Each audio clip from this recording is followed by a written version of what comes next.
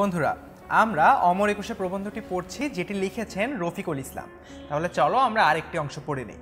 বিশ্ববিদ্যালয় কলা ভবন, খেলার মাঠ, মেডিকেল কলেজ, ইঞ্জিনিয়ারিং কলেজ, পরিষদ ভবন অর্থাৎ জগন্নাথ হল মিলনায়তন এলাকায় সমস্ত দুপুর ও অপরাহ্ন অর্থাৎ বিকাল জুড়ে, সমস্ত দুপুর ও বিকাল জুড়ে শিক্ষার্থী জনতা বনাম পুলিশের মধ্যে খণ্ডযুদ্ধ চলতে থাকে। অর্থাৎ খণ্ডযুদ্ধ বলতে বোঝানো হয়েছে ছোট ছোট সংঘর্ষ বা যুদ্ধ, অর্থাৎ ছোট ছোট সংঘর্ষে বোঝানো হয়েছে এখানে, যেটি আসলে শিক্ষার্থী জনতা বনাম পুলিশের মধ্যে চলতে থাকে।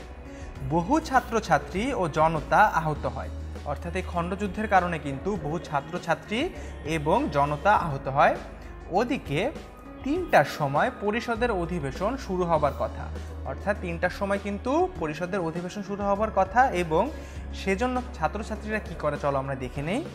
ছাত্রছাত্রীরা পুলিশে জুলুমের প্রতিবাদ জানাবার জন্য শান্তিপূর্ণভাবে পরিষদ ভবনের দিকে যাবার চেষ্টা করে।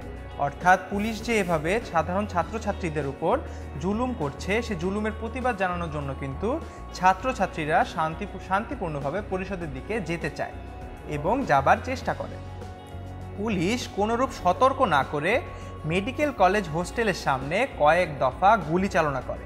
অর্থাৎ পুলিশ কিন্তু কোনোরূপ সতর্ক করেনি ছাত্রছাত্রীদের, এবং তা কোনো কিছুই না করে সরাসরিভাবে পুলিশ কিন্তু সাধারণ ছাত্রছাত্রীদের উপর কয়েক দফা গুলি চালানো শুরু করে।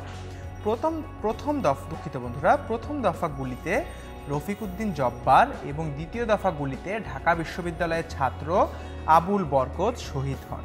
অর্থাৎ পুলিশ যে কোনোরূপ সতর্ক না করে গুলি করে, সেখানে কিন্তু রফিকুদ্দিন জব্বার এবং দ্বিতীয়বার গুলি করায় আবুল বরকত শহীদ হন।